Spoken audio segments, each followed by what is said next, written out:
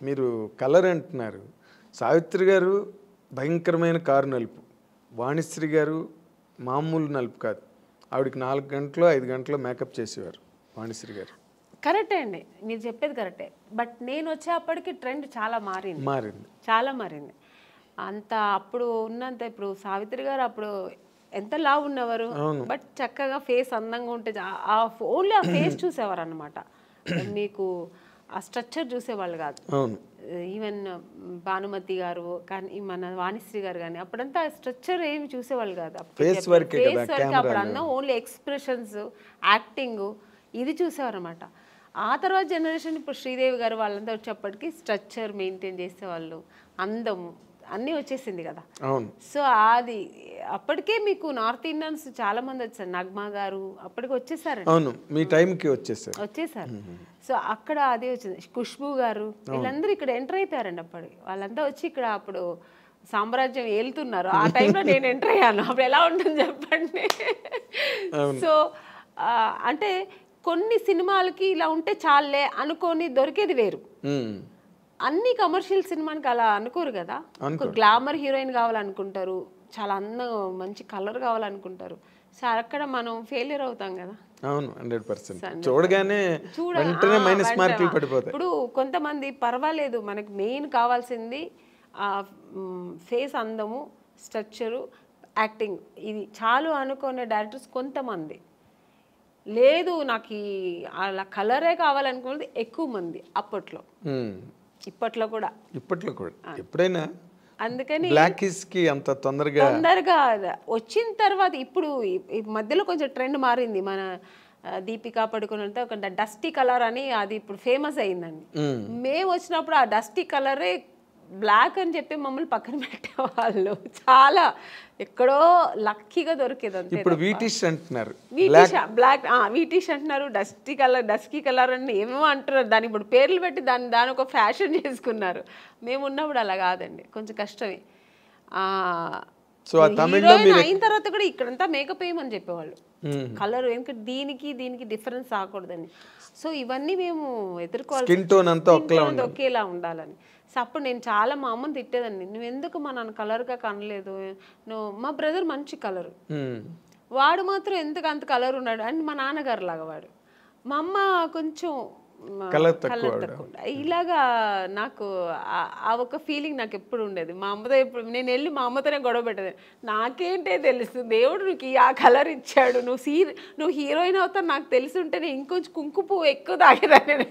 మా అమ్మ అంటే ఆవిడ అంతే, కుంకుమ పువ్వు తాగితే ఎక్కువ తాగితే అంటే అదేదో అప్పుడు ఒక నమ్మకం. సో అలా తమిళ్లో మీరు బాగా ట్రై చేస్తున్న టైంలోనే తెలుగులో కట్ అయ్యారు అనమాట మీరు. అవును, ఛాన్స్లు వచ్చి చేసినట్టున్నారు కదా మీరు. రామరాజుతో చేశాను, రామరాజు గారితో చేశాను, శరత్ కుమార్ గారితో చేశాను. హీరోయిన్ మాత్రం అయ్యేదేమో అయిపోయాను, బట్ సక్సెస్ అనేది నాకు దొరకలేదు. హీరోయిన్ అయిన తర్వాత కూడా సక్సెస్ అనేది చాలా ఇంపార్టెంట్ అనేది నాకు తమిళ్లో తెలిసింది. ఎందుకంటే 2 సినిమాలు ఆడలేదంటేనే ఐరన్ లెగ్ అని పక్కన పెట్టేస్తారు. అప్పుడు కాదు ఇప్పుడు అంతే కదా, ఎప్పుడైనా సెంటిమెంట్ ఎక్కువ చూస్తారు మన ఇండస్ట్రీలో. సో అది నాకు ఇంకా బాధేసమ్ము బాబోయ్, మన హీరోయిన్ అవ్వడం మాత్రమే కాదు పెద్ద విషయం, సక్సెస్ అనేది చాలా చాలా ఇంపార్టెంట్ అని. ఇంకా నాకు ఒకటే, ఇప్పుడు మా అమ్మ కలర్ లేదంటే మా అమ్మతో ఎలా గొడవ పెట్టాను, అలాగా నాకు సక్సెస్ అవ్వాలి, హీరోయిన్ అవ్వాలంటే నేను దేవుడి దగ్గర గొడవ పెట్టేదాన్ని.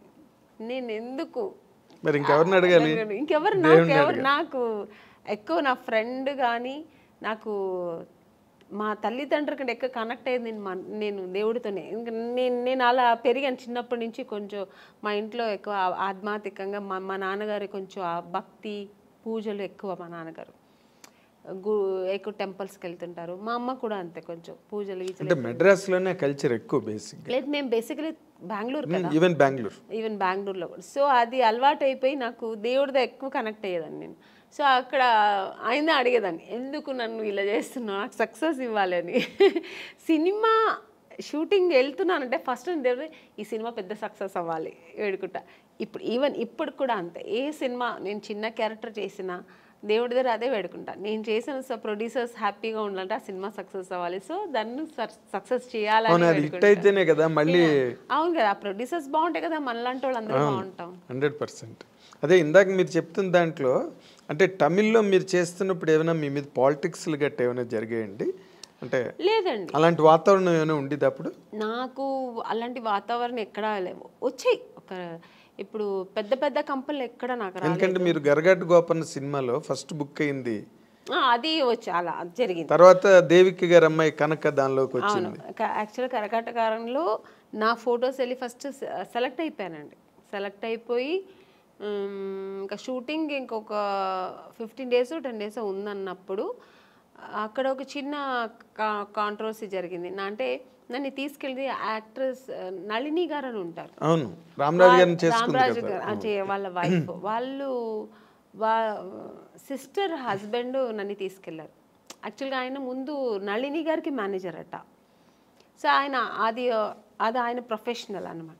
సో నన్ను తీసుకెళ్ళి చూపించి ఓకే అయింది, నా ఫొటోస్ ఓకే అయింది.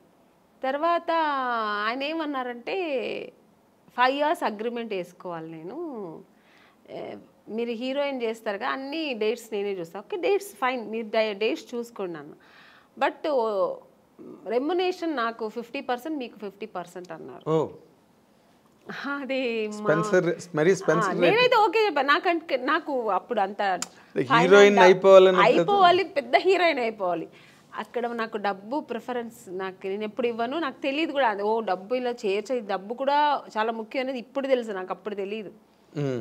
మా అమ్మ వద్దనేసారు. మా నాన్నగారికి ఫోన్ చేసి చెప్పాను, నాన్నగారు కూడా అలా అంత వద్దమ్మా అన్నారు. మా అమ్మ అయితే వద్దు, అలా అంత అవసరం లేదు, డేట్స్ కావాలంటే మీరు చూడండి, పర్సంటేజ్ ఏదో ఉంటాయి కదా అలా తీసుకోండి అలా అన్నారు.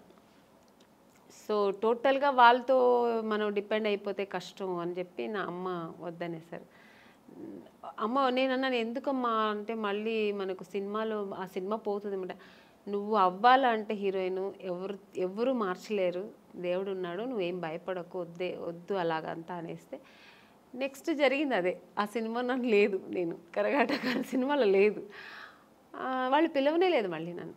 మరి ఇతను మేనేజర్ కదా, మేనేజ్ చేసి ఏం చేశారో తెలీదు. మొత్తానికి అక్కడ వాళ్ళు మళ్ళీ కనక అదే మన దేవిక గారికి డాటర్ని వేశారు. సినిమా కూడా పెద్ద సక్సెస్, చాలా పెద్ద హిట్ అయింది.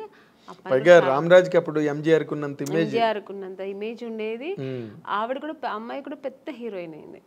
బట్ ఆ నెక్స్ట్ సినిమా మళ్ళీ నాకు దొరికింది ఆయనతోనే, అదే రామరాజు గారితోనే, గంగేమరన్ గారి డైరెక్షన్ లో ఆయన సెకండ్ సినిమానే నాకు దొరికింది. ఎట్లా అదేలా జరిగింది ఏమో తెలియదండి. మళ్ళీ ఎందుకంటే వీళ్ళు ఓన్లీ ఫొటోస్ చూపించారు. రవి గారు అని పెద్ద స్టిల్ ఫోటోగ్రాఫర్ అండి, రవి అని. ఆయన అసలు ఆ ఫొటోస్ చూసాను, మామూలుగా తీసినప్పుడు ఏం పెద్ద లైట్స్ 2 lights పెట్టి తీస్తాడు ఆయన, చాలా బ్యూటీగా ఉంటుంది, చాలా బాగుంటుంది అసలు, ఏదో ఒక సంథింగ్ స్పెషల్ అని. మనకు తెలుగులో సెబాస్టియన్ బ్రదర్స్ ఉండేవాళ్ళు, సేమ్ అలాగా అక్కడ ఆయన తమిళ్లో ఆయన చేసిన స్టిల్స్ అక్కడ ఫస్ట్ ఓకే అయింది. సెకండ్ నేను సెబాస్టియన్ బ్రదర్ ఆఫీస్ వాళ్ళతో ఫొటోస్ తీయాలని వెళ్తే ఆయన సెబాస్టియన్ బ్రదర్ ఊరికే వాళ్ళ ఆఫీస్ ముందు ఊరికే ఒక 2 photos తీశాడు ఆయన. ఇవేం మేకప్ లేదు, మామూలుగా నేను వెళ్ళాను, ఫొటోస్ తీస్తే ఆ ఫోటో నాకు ఇచ్చారనమాట. అది ఎవరు చూసినా అమలా గారులా ఉన్నారు, ఇలా ఉన్నారు, అలా అంటే ఒక ఆర్టిస్ట్లా ఉండేది, మేకప్ లేదు, ఏమీ లేదు, చాలా బాగుండింది, ఇంత బ్యూటీ ఉండింది. ఆ ఫొటోస్ ఎలాగో మేనేజర్ తీసుకెళ్ళి గంగేమరన్ వాళ్ళకి, మీకు తమిళ్లో ఎక్కువ కొంచెం న్యాచురల్ ఇష్టపడతారు, ఓవర్ మేకప్, కలర్ మేకప్లు కూడా ఎక్కువ ఉండదు. ఆయనకు చాలా నచ్చింది ఆ ఫోటో. మళ్ళీ ఆ అమ్మాయి ఈ అమ్మాయి అనుకున్నారా లేదు ఏమి జరిగిందో, ఆ ఫోటో చూస్తే ఆయన వెంటనే పిలిచి మాట్లాడి ఆ సినిమాకు అవకాశం ఇచ్చారు హీరోయిన్గా. సో అక్కడ హీరోయిన్ అయిన తర్వాత ఇక్కడికి వచ్చారు? అవును, హీరోయిన్ చేస్తున్నాను, అది ఇంకా సగంలో ఉంది షూట్. ఆ సగం అవుతున్నప్పుడు మళ్ళీ ఇంకో సినిమా, అంటే ఇప్పుడు మామూలుగా గంగేమరన్ గారి సినిమా పెద్ద బ్యానర్లో రామరాజు గారు పక్కన చేస్తున్నానప్పుడు ఒక 2-3 సినిమాలు నేను అప్పటికే బుక్ అయిపోయాను అక్కడ.